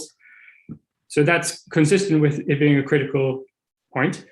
But there's a universal constant. You can ask, like, if I sit right at the critical point, what is the probability of having a loop which is on the scale of the system size? So that should be some universal order 1 number. But it just turns out to be numerically very small, like a few percent.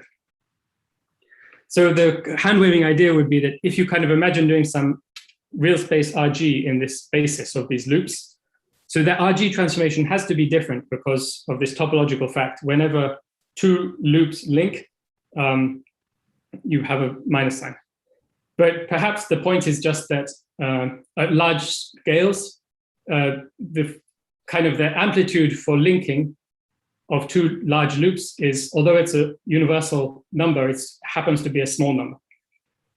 So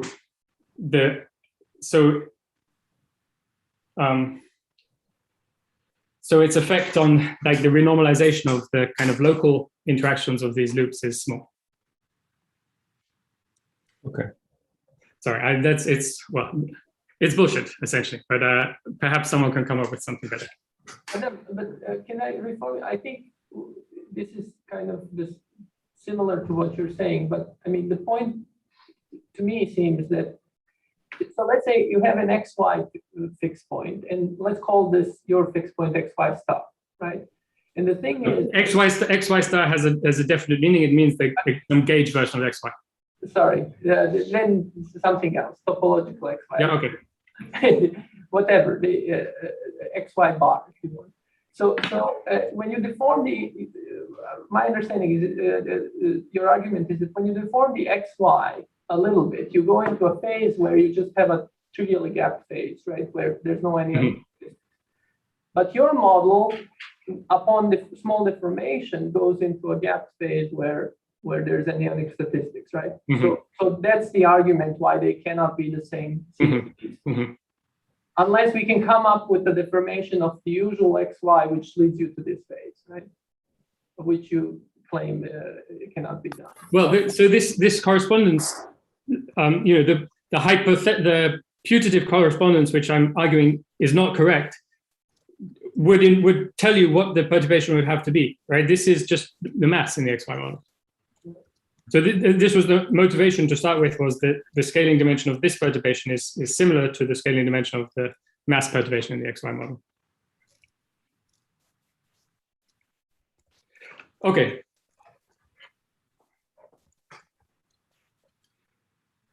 All right, so, okay, so I think this sort of, okay, so I think I said all the basic lessons about this that I can tell you about this critical point. And now I want to talk about something which is not specific to that critical point, which is about the phase diagram of the whole gauge theory more generally. And it's about this issue which has already come up several times about when you can sort of pretend there's a Landau-Ginzburg order parameter even though there isn't one. So we have this nice picture in terms of these membranes. And that picture is most simple on this line, which is the pure gauge theory. So in that limit, these are perfect closed membranes. And then there's a duality. Maybe that's misuse the word duality, but there's a mapping to the Ising model just by this very simple logic. Let me restate it. So this is a 2-dimensional, it's a 2D picture. So I'm just taking a slice through one of these membranes. And then I I declare that there's an inside and an outside, and inside some made up Ising order parameter is +1 and outside it's -1. All right, and obviously there's a overall Z2 ambiguity in how I do that, but that's a global ambiguity, which doesn't matter for things on scale much smaller than the system size. So if y equals 0 means there are no holes in these membranes, then there's no ambiguity about how to do that. And that's one way of seeing why it's useful to talk about this with Landau theory. Okay, a more formal way of talking about that is in the language of what are now called one-form symmetries. And there's been a lot of work on those recently.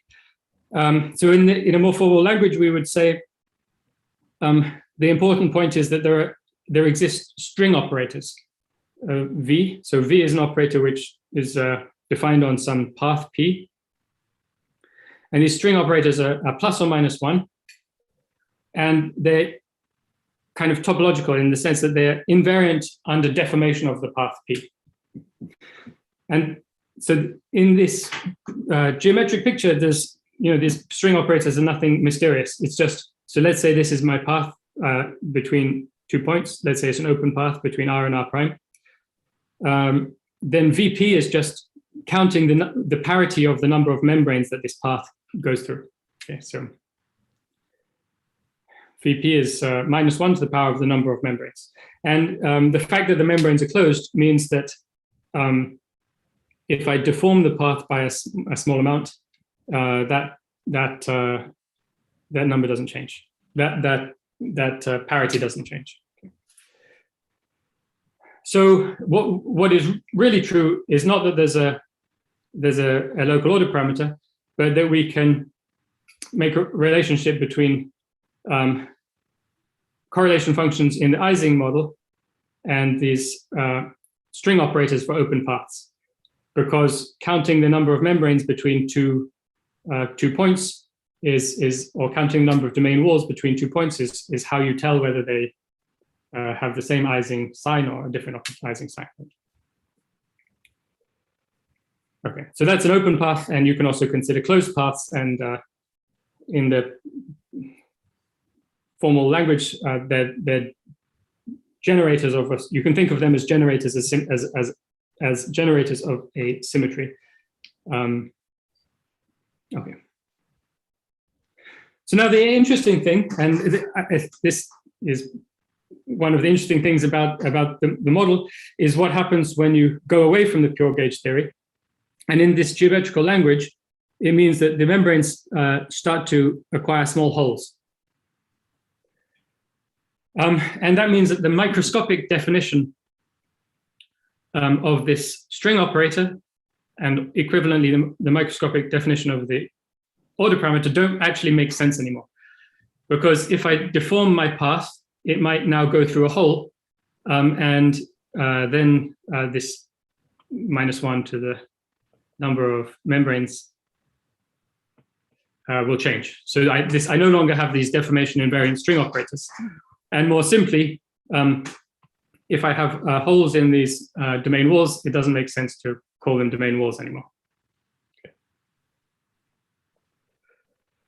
But the natural thing you would expect is that so long as these holes are small, in some sense, then okay, we just do a bit of coarse graining, the holes go away, and we're back to this picture of closed membranes. So we should still be able to define our Ising mapping in some coarse-grained sense, and we should still be able to define some coarse-grained or fattened versions of these string operators. Okay. So this is a geometrical way of thinking about what would be called an emergent one-form symmetry. It's not there on the lattice, but after some coarse graining, it appears. So the question is, where in the phase diagram does that logic work? Where do you have this emergent higher symmetry, and where does it go away? And how can you explicitly construct these things on the lattice if say you're doing a Monte Carlo simulation? Okay, and I just want to state simply what the idea is.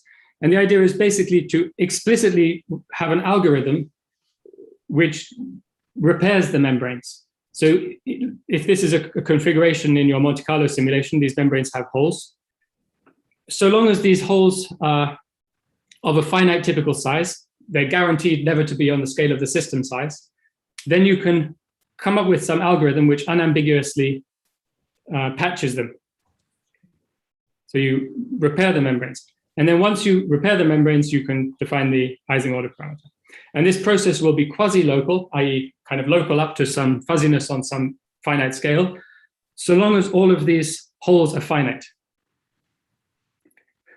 And in the language of statistical mechanics, that means that these edges, these loops, should not percolate. Percolate means they become infinite and span the whole system. Okay, so that's what we've done explicitly. But the question of where, okay, but so you can explicitly do that patching, and you can see that you can actually construct the Ising correlation functions. But the question of where it makes sense just boils down to a sort of geometrical phase diagram of when these loops are infinite. Okay, so that we've examined that, and this is the result. Basically, it's consistent with the simplest guess. So as you move along the Higgs phase transition, the loops remain finite, and then they become infinite right at their self-dual point. So that means that everywhere on this line, you can still patch the membranes, except that this patching process is getting more and more severely non-local as you approach the self-dual point. And then when you hit the self-dual point, you have these infinite holes in the membrane, and it doesn't make sense anymore. Okay. And as I already mentioned, what you have at the self-dual point is some scale invariant ensemble of these holes. And there's some critical exponent associated with that. I have a question. Yes. How do you, what is the criteria you use to determine whether a hole is local or not? Yep. So,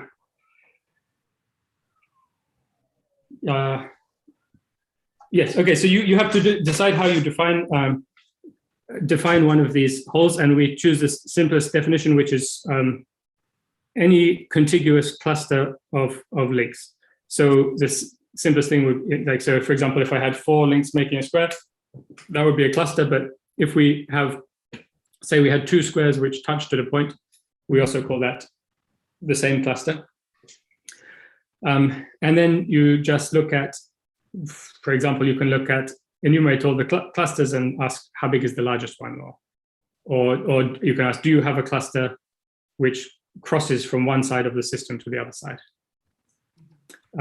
And so in the phase which is marked in blue here, sorry, in this part of the phase diagram, so this is not a thermodynamic phase transition.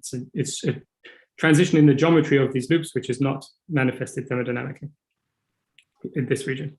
But in this region, those clusters are infinite. They span the system. And in this region, they are finite. So you could ask, does it make a difference if I make a slightly different definition? So for example, say in this case, I arbitrarily split these into things which were strictly speaking loops. And that may, in some parts of the, okay, this gets into sort of subtleties, but this may change some parts of the phase diagram over here, of this phase boundary line over here, but not here.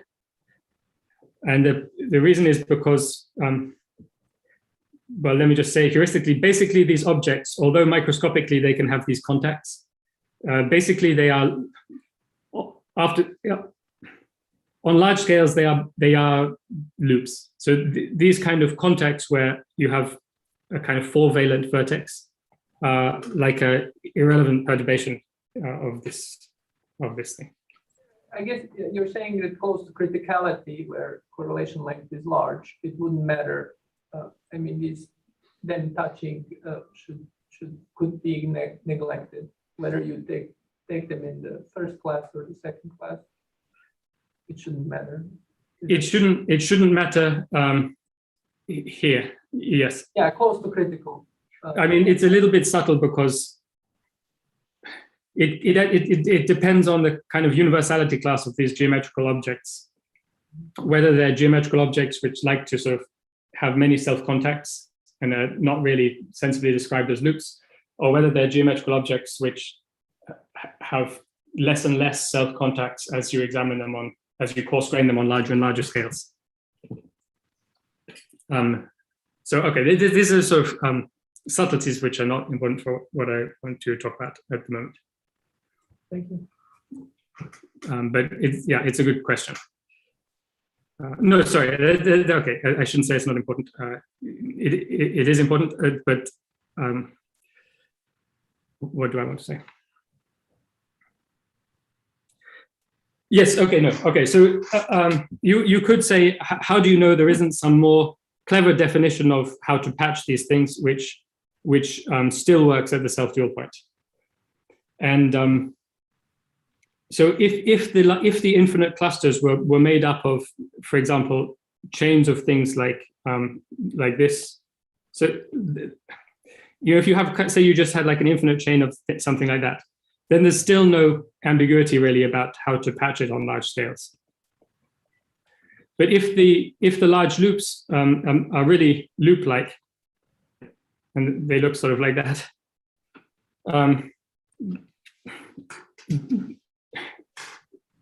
then the patching operation really is something which is non-local on the scale of the system size. So what I'm claiming is that when you get to this critical point, you're in this situation and not that one. Okay, thanks for the question. Okay, I think I've finished. So we think there's this interesting critical point with Z2 symmetry. It's relevant to basic models in condensed matter physics. It would be nice to know more about it, for example, from the conformal bootstrap or from other techniques. There's a lot of other things to do just to sort of map out the nature of this critical point, other operators, local or non-local, etc. Is there a useful continuum Lagrangian? So we mentioned this. Formally, there's a kind of way of writing it in terms of a U1 gauge theory, but unfortunately, you have all these monopole operators hanging around, which make it hard to say anything. There are also many interesting variations of the model. Someone asked about Zn gauge theories, but there are also reformulations or slight variations of the Z2 model, which have interesting properties. And then the last thing I talked about was these emergent symmetries, and I was advocating a kind of down-to-earth way of thinking about them, in sort of inspired by just thinking about numerical algorithms for repairing these membranes. And let me stop there. Thanks.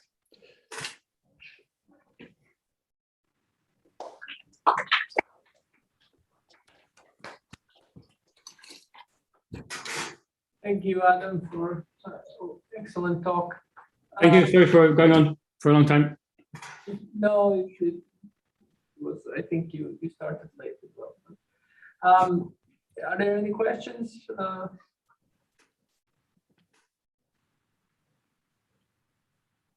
I have a questions on the binnation and the universality you had early on as a comparison with the XY model. I'm sorry, I didn't hear the first word. Did you say the binder? Something? Maybe I can turn it on my volume. Was it about this stuff? Right, exactly. So before you saw that the binder ratio doesn't have a crossing, but just a minimum, you were saying, right? Mm-hmm. But first of all, this is I think it's already a violation of the universality with respect to the classical 3D XY. Well, this curve, there should be also universals, and for the XY, you do have a crossing. Well, hold on a second. So we have to be careful about which operator we would be talking about. So if there was a correspondence of this form, then the symmetry breaking operator would not be XY order parameter, it would be phi1 squared minus phi2 squared. So it would not be the normal XY order parameter, but this thing.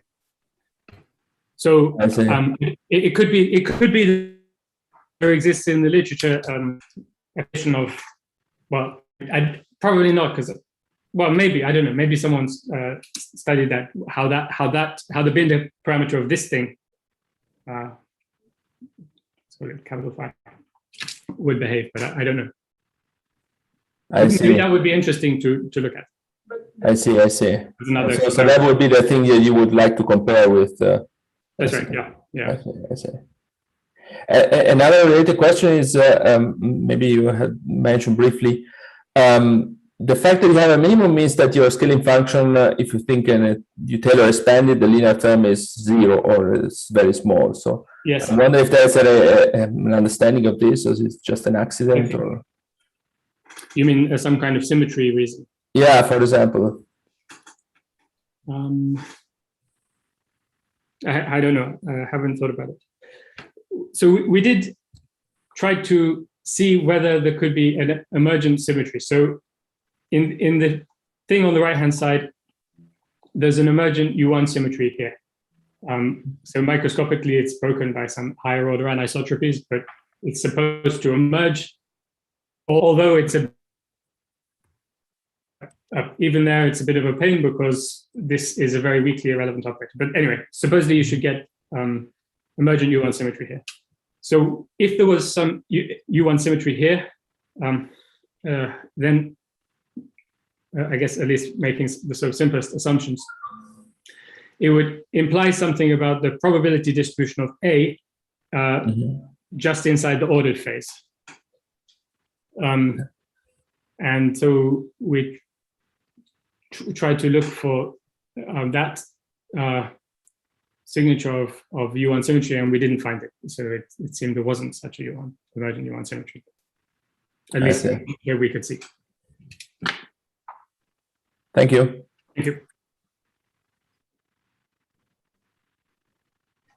Any more questions?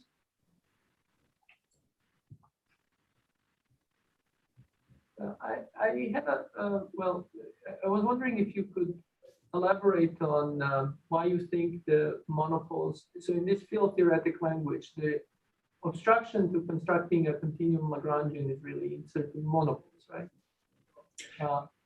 Yes. You believe that they are relevant at that critical point. So could you elaborate on that? Yes. I do think that's the case. Because by the way, I mean, because it's a mixture in Simon's theory, the monopole operators by themselves are not gauge invariant. You have to put some quanta. Yes, that's right. Yes. Of the other guy there. Is it clear that they should be relevant at that point?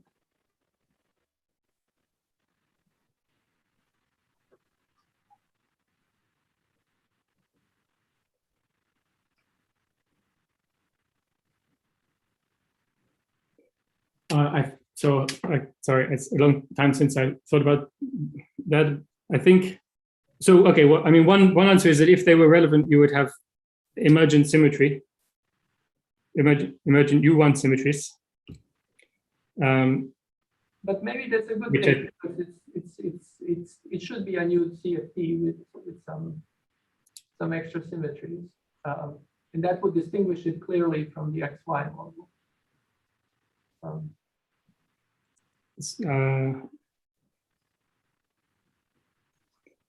Hold on a second. For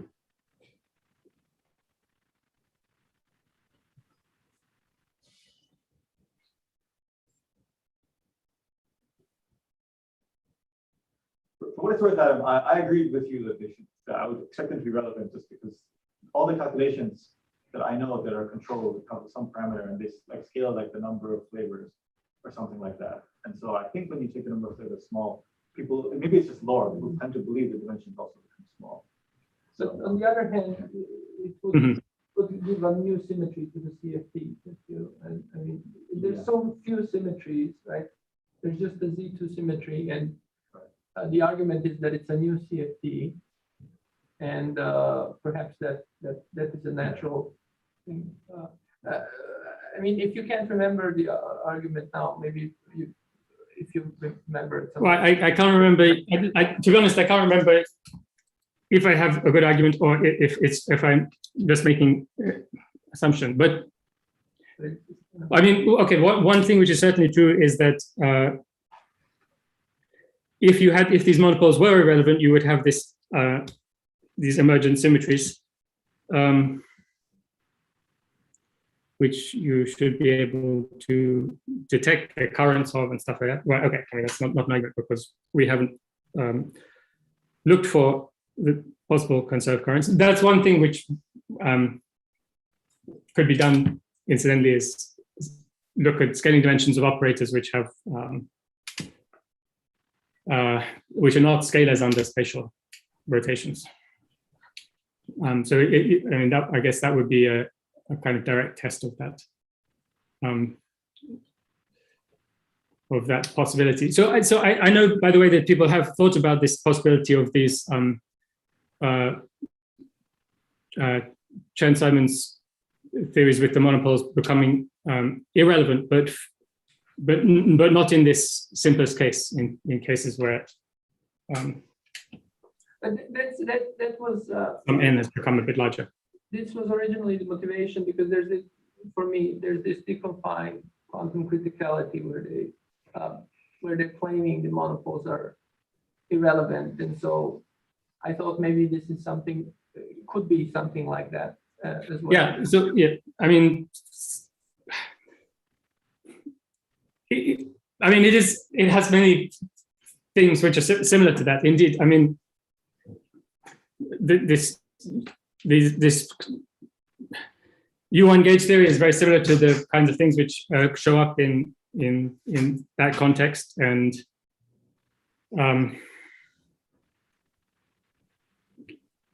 you can use the same kind of dualities to massage that field theory into other forms. Sorry, hold on. Maybe that's the argument. So right. So you can exchange that mutual Chern-Simons theory. So you can dualize one of the bosons, and no, that doesn't help that much. Hold on. I think if I think if I assume the monopoles are irrelevant, I can dualize one of the bosons to get something which I think you can sort of see is not right, would not have the right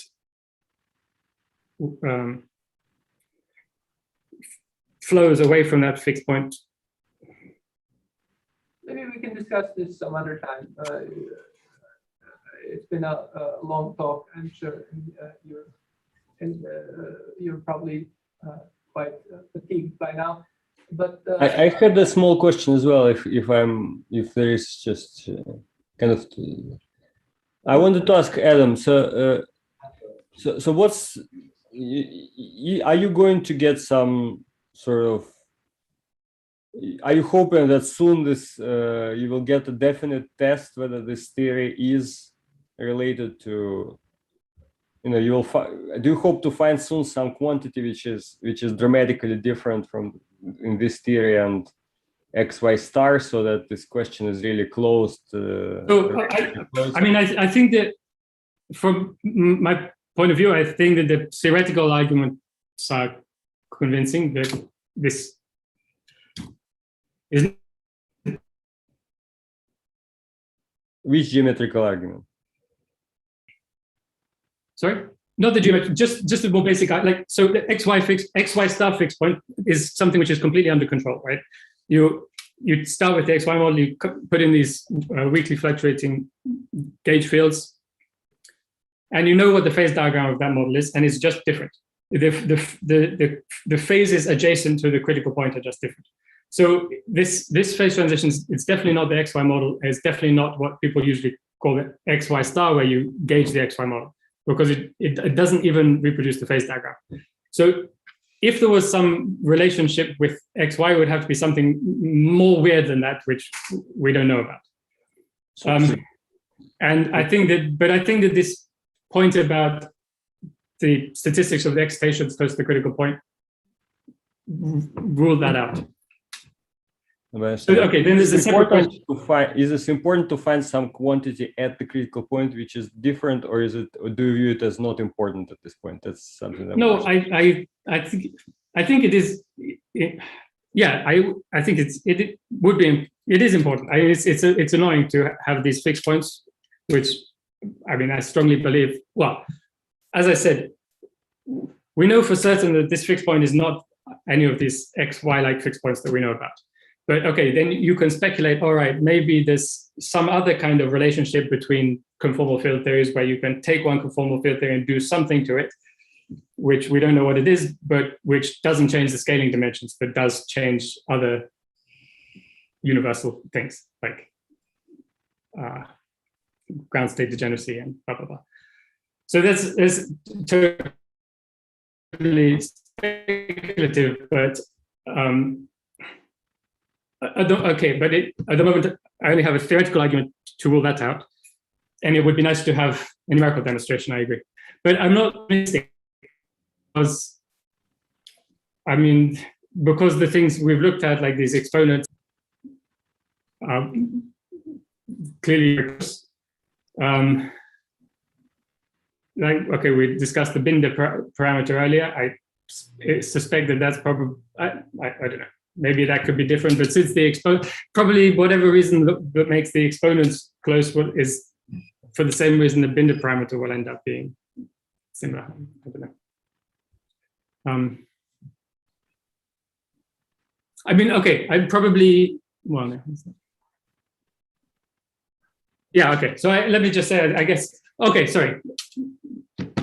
Maybe the U1 current.